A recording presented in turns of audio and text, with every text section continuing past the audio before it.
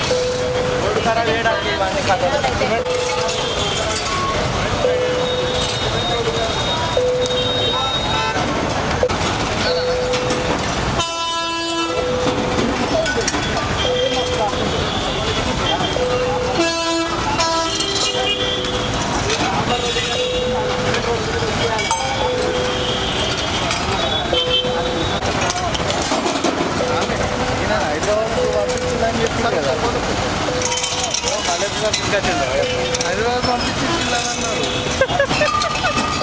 మళ్ళీ ప్రశ్న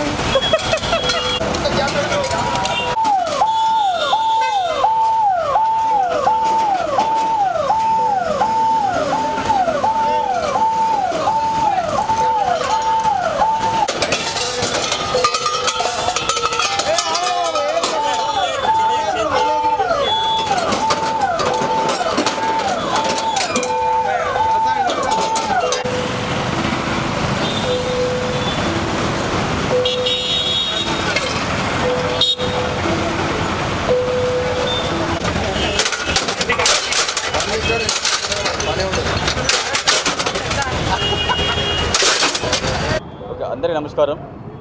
ఈరోజు గత 2 నెలలుగా వరంగల్ టౌన్లో అంటే వరంగల్ కాజీపేట హన్మకొండ ఏరియాలో సిపి సార్ ఉత్తర్వుల మేరకు రాత్రిపూట 10 తర్వాత ఎవరైతే వెహికల్స్ మీద ఈ సౌండ్ పొల్యూషన్ వెహికల్ తిరుగుకుంటూ బుల్లెట్ల మీద విపరీత సౌండ్ చేసుకుంటా పడుకున్న మనుషుల్ని హాస్పిటల్ దగ్గర ఉన్న పేషెంట్లు కూడా ఇబ్బంది కలిగే విధంగా అదేవిధంగా పక్క ఆటోలో పోతే ఒకేసారి దాన్ని బుల్లెట్ సౌండ్ వచ్చేగా బ్రేక్ చేయడంతో ఇబ్బందికరంగా ఉండి దీని మీద ఒక ప్రత్యేక దృష్టి పెట్టి చేయడం జరిగింది.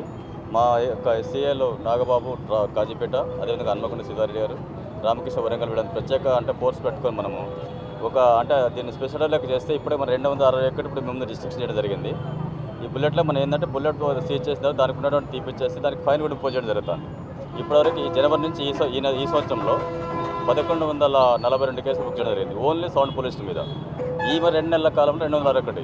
ఈ విధంగా ఇప్పుడు నేను చెప్పొచ్చేది ఏంటంటే తల్లిదండ్రులు పిల్లల బండికి వచ్చే ముందు బుల్లెట్ కొన్నామంటే అది ఏం వాడుతున్నారు, వాళ్ళు బయట పోయి ఏం చేస్తున్నారు, సమాజానికి ఏమన్నా దాన్ని ఏమంటారు నష్టం కలిగి ప్రవర్తిస్తారు లేదా అనేది చూసుకోవాలి.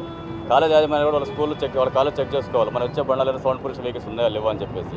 ఇది ఏంటంటే సమాజం మనకు మంచి దారిలో నడపాలి కాబట్టి ఇతరులకు ఇబ్బంది కలగకుండా ప్రయాణం చేసే విధంగా ఉండాలా. రోజు రోజుకి వెహికల్స్ పెరుగుతూ ఉన్నాయి. ఈ మంచి ట్రాఫిక్ ఉన్నప్పుడు ఇతను బుల్లెట్ సౌండ్ కొట్టని అందరూ ఉలికి పడిపోయి ఎవరైనా హృద్రోగులు ఉన్నట్టు చెస్ట్ పెయిన్ ఉంటే కనుక వాళ్ళు విపరీతంగా భయపడే పరిస్థితి ఉన్నది. ఇది 2-3 సార్లు మా దృష్టి తీసుకోవడం జరిగింది. దీని మీద ప్రత్యేకంగా ఈ చర్య తీసుకోవడం జరిగింది. ఇవి అందరూ చూస్తూ ఉన్నారు. మీ ద్వారా తెలియజేసిందంటే ఏ ఒక్క తల్లిదండ్రులు తమ పిల్లలు బయటకు వెళ్ళడానికి ఏం చేస్తున్న వాళ్ళు బుల్లెట్ పడితే ఎలా వాడుతున్న వాళ్ళు రెగ్యులర్ వెహికల్స్ వాడుతున్నారా, వాళ్ళు ఏమైనా మోడిఫైడ్ సైలెన్స్ బండ్లు వాడుతున్నారని చెక్ చేసుకొని ఉంటే ఇమ్మీడియట్ తీపించుకొని మనకి సహకరించాలని కోరుతా ఉన్నాం. Thank you. ఇప్పుడు 262 వెహికల్ ఇవాళ మనకు క్లచ్ చేసి 262 ఈ గత 2 నెలల కాలంలో. అంతకుముందు ఈ సంవత్సర కాలంలో వచ్చేసి 1142. అదే 10,50,000 ఫైన్ ఇంపోజ్ చేయడం జరిగింది. చిన్న అమౌంట్ ఏం కాదు, ఇది పెద్ద అమౌంట్. ఒకటి ఇటు 2,000 నష్టపోతుంది వెహికల్. అటు ఇది సైలెన్స్ ఇది కొంటాడు, ఇది నష్టపోతే మనకి కొత్త సైలెన్స్ చేసుకుంటేనే మనం బండి ఇస్తాం. ఏ సెకండ్లో మన మెకానిక్ కూడా ఛార్జ్ ఉంటే దీంతో ఫైన్ కూడా ఇంపోజ్ చేస్తారు. ఒక్కసారి ఇంకా సౌండ్ పొల్యూషన్ చేస్తే 1000 రూపాయలు ఫైన్. అంటే ఈ విధంగా 3 తీరు నష్టపోతాడు. కాబట్టి దయచేసి అర్థం చేసుకోవాలా. పబ్లిక్ నష్టపరచొద్దు, మీరు నష్టపోవద్దు. మీరు ఆర్థికంగా నష్టపోతారు, అదే పబ్లిక్ కూడా ఇన్సల్ట్ ఇబ్బంది గురి చేస్తారు. కాబట్టి పబ్లిక్ ఆరోగ్యం దృష్టి, ప్రజా ఆరోగ్యం భద్రత, తర్వాత సౌండ్ మెయింటైన్ చేయడం కోసం ఇది చేయడం జరుగుతుంది. కాబట్టి అందరూ సహకరించి కోరుతాం. మా దృష్టికి అయితే మన చట్టపరమైన క్రిమినల్ చర్య తీసుకుంటే ఎట్టి పరిస్థితుల్లో ప్రసక్తి లేదు. ఆల్రెడీ అబ్జర్వేషన్ పెట్టినాం. ఎవరైనా కనుక ఎటువంటి వెహికల్ కనుక స్పీడ్ చేస్తున్నారు అనే విధంగా తెలిస్తే మాత్రం అతని షాప్ సీజ్ చేయడం జరుగుతుంది. అతని మీద చట్టపరమైన చర్య తీసుకుంటాం. అతని షాప్ కంప్లీట్గా క్లోజ్ చేయడానికి కూడా వెనకడే పరిస్థితి లేదు. అతని మీద అంటే మినిమం 2 years ఇంప్రూవ్మెంట్ ఉంది. అతను జైలు పోయే పరిస్థితి కూడా ఉంది. కాబట్టి అందరికీ మెకానిక్ దయచేసి అర్థం చేసుకోండి. మీ కాడ ఇలాంటి వెహికల్స్ వస్తే ఇమీడియట్ పోలీస్కి ఇన్ఫార్మ్ చేయండి. ఇట్లా అడుగుతున్నారు సార్ పెట్టమని చెప్తున్నారని చెప్పేసి. ఎందుకంటే పెట్టకండి ఇది పబ్లిక్ అంత శబ్ద కాలుష్యం అనేది చాలా దారుణమైన పరిస్థితిలో ఉన్నాం మనం ఇప్పుడు. మీరు చూస్తూ ఉన్నారు వాయు కాలుష్యం పెరిగింది, శబ్ద కాలుష్యం పెరిగింది టౌన్లో. అంటే న్యూసెన్స్ ఎక్కువ అవుతుంది. ఈ న్యూసెన్స్ కంట్రోల్ చేయాలంటే మనందరం కూడా ఒక బాధ్యతగా ప్రవర్తిస్తేనే కంట్రోల్ అవుతుంది. కాబట్టి అందరూ సహకరించి కోరుతున్నాం.